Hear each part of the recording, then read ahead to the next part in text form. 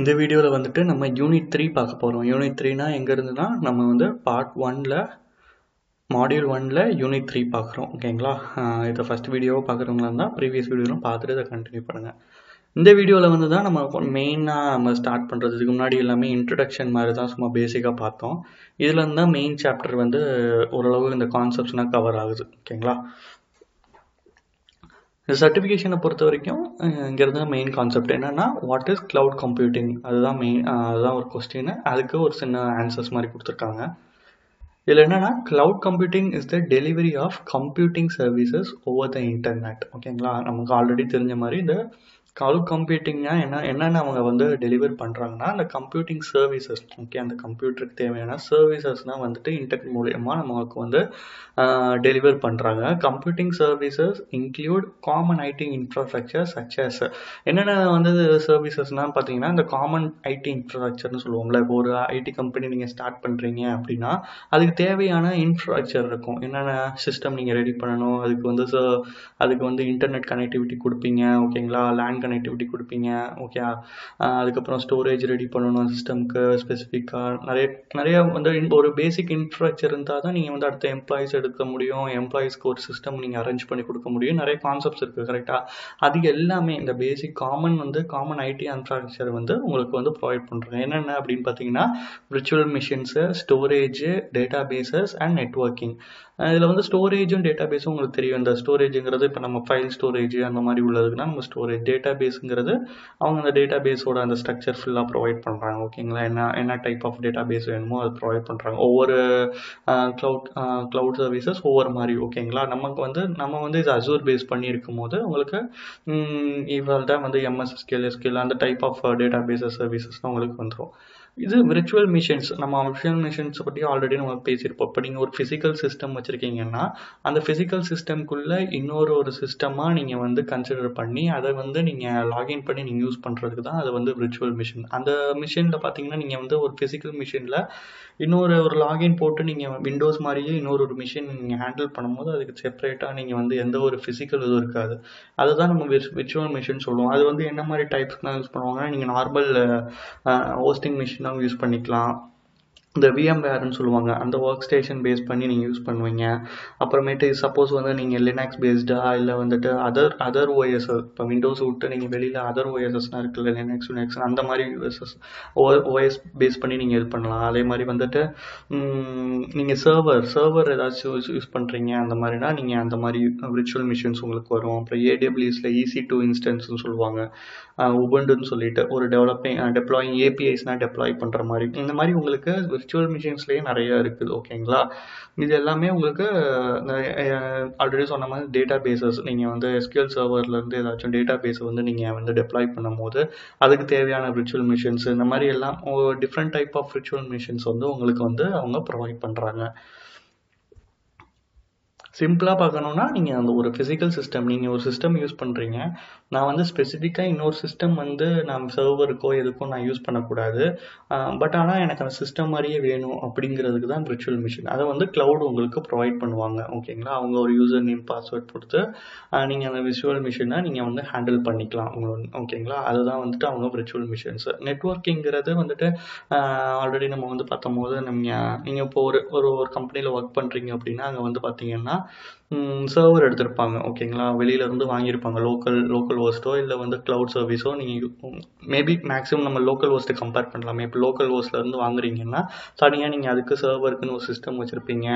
அதுக்கு தனியாக ஒரு IP போட்டு அதுக்கு வந்துட்டு கேட்வே யூஸ் பண்ணுவாங்க, லோட் பேலன்சர் யூஸ் பண்ணுவாங்க, அப்புறமேட்டு இந்த ஃபயர் வால்னு சொல்லிட்டு செக்யூரிட்டிக்காக நம்ம யூஸ் பண்ணுவாங்க. இந்த மாதிரி வந்து நிறைய ஒர்க் வந்து நம்ம லோக்கலாக வந்துட்டு நம்மளே சர்வர் வந்து ரெடி பண்ணி நம்ம ஆஃபீஸில் செட் பண்ணுறோன்னா நிறைய வேலை இருக்குது. அதுக்கு வந்து மேன் பவர் உங்களுக்கு வேணும். பட் இவங்கள்ட்ட நம்ம போகும்போது ஜஸ்ட் வந்து ஒரு சின்ன கிளிக்கு தான். ஓகேங்களா? எனக்கு இது வேணும், அது வேணும், எனக்கு ஃபயர் வால் இப்படி இருக்கணும், லோட் பேலன்ஸ் எப்படி இருக்கணும், ஜஸ்ட் வந்து சிஸ்டம்லேயே நீங்கள் வந்துட்டு அவங்களோட அப்ளிகேஷன்லேயே செட்டிங்கில் மென்ஷன் பண்ணிவிட்டு நீங்கள் நெட்வொர்க்கிங்கை நீங்கள் யூஸ் பண்ணிக்க முடியும் க்ளவுட்லேருந்து. ஓகே, இது வந்து சொல்கிறது எல்லாமே லோக்கல். உங்களோட கம்பெனியில் நீங்கள் பக்கத்துலேயே ஒரு சிஸ்டம் ரெடி பண்ணி அதுக்கு ஒரு ஃபயர் வால் வச்சு சிஸ்டம் ரெடி பண்ணி பண்ணுறதுங்கிறது மேன் பவர் வேணும். அதுக்கு நிறைய காஸ்ட் எஃபெக்டிவ் இருக்குது. ஓகே, பட் இது வந்துட்டு உங்களுக்கு க்ளவுடே ப்ரொவைட் பண்ணுறாங்க இந்த நெட்ஒர்க்கிங்கிறது.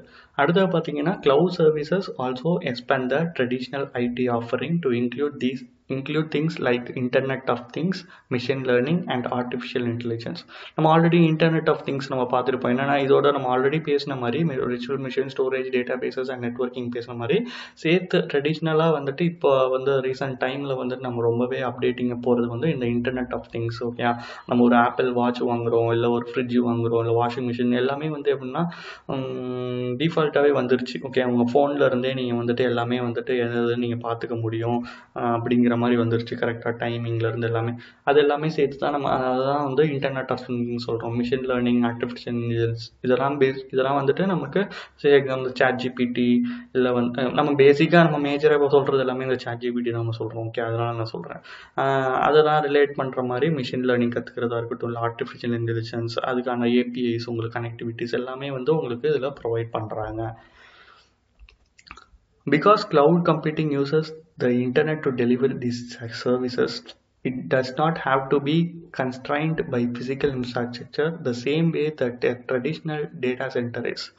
இது என்னன்னா இப்போ நான் ஆல்ரெடி மேலே சொன்ன மாதிரி தானே, விர்ச்சுவல் மிஷினுக்கு நான் சொன்ன மாதிரி தான், இல்லை சாரி நெட்ஒர்க்கிங் சொன்ன மாதிரி தான். இப்போ நம்ம ஒரு கம்பெனி இருக்குது, ஒரு ஸ்டார்ட் அப் கம்பெனினே வச்சுக்கோங்க. ஸ்டார்ட் அப் கம்பெனி இருக்குது, நான் வந்து க்ளவுடுக்குனா போக மாட்டேன்ப்பா, நான் வந்து ஓனாகவே சர்வர் வச்சு நான் வந்து என்னோட IP வச்சு நான் அந்த சர்வரில் தான் என்னோட அப்ளிகேஷனை நான் ஹோஸ்ட் பண்ண போகிறேன், டேட்டா பேஸ்லேருந்து எல்லாமே.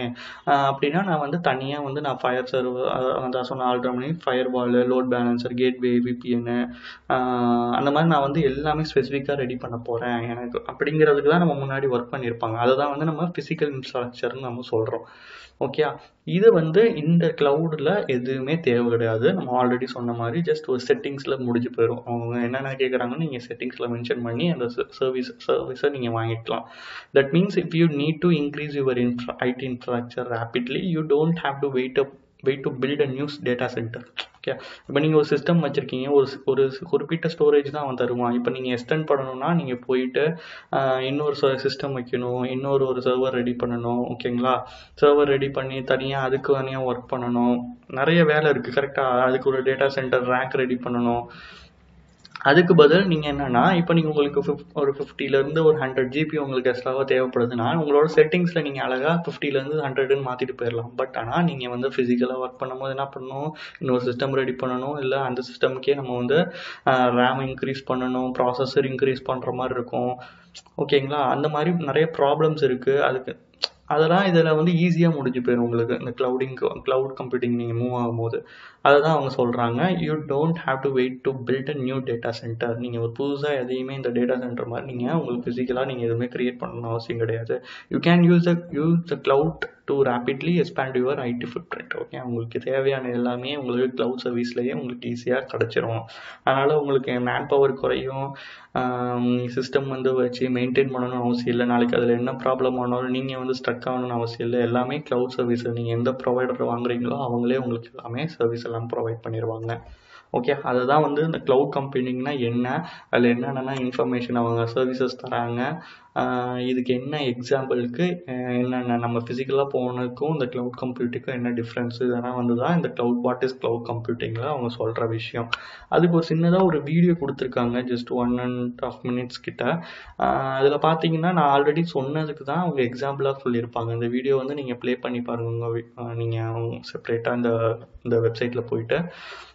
இதில் ஒன்றும் இல்லை, இப்போ நீங்கள் ஒரு சிஸ்டம் வாங்குறீங்க, இப்போ ஓகே ஒரு லேப்டாப்பாக இருக்கட்டும் இல்லை PCயாக இருக்கட்டும், நீங்கள் ஒரு சிஸ்டம் வாங்குறீங்க, ஒரு ரேம் மென்ஷன் பண்ணி தான் வாங்குவீங்க. கரெக்டாக 8 GB இல்லை 16 GB ரேமோ, ப்ராசஸர் வாங்குவீங்க, i3, i5, i7 நிறைய இருக்குது. இப்போ ரீசெண்டாக நிறைய வந்துருச்சு. கரெக்டாக ஒரு ப்ராசஸர் ரெடி பண்ணி நீங்கள் வந்து ஒரு PCயோ இல்லை லேப்டாப்போ வாங்குறீங்க அப்படின்னா, அந்த லேப்டாப் வந்து சப்போஸ் வந்து நீங்கள் வந்துட்டு நிறைய இப்போ ஸ்டோரேஜ் யூஸ் பண்ணுறீங்க அப்படின்னா நீங்கள் அதுக்கு அவங்க ஒரு ஸ்பெசிஃபிக்காக ஒரு ஸ்டோரேஜ் தருவாங்க. ஒரு 50 GB இல்லை 100 GBன்னு அவங்க ஒரு ஸ்டோரேஜ் தருவாங்க.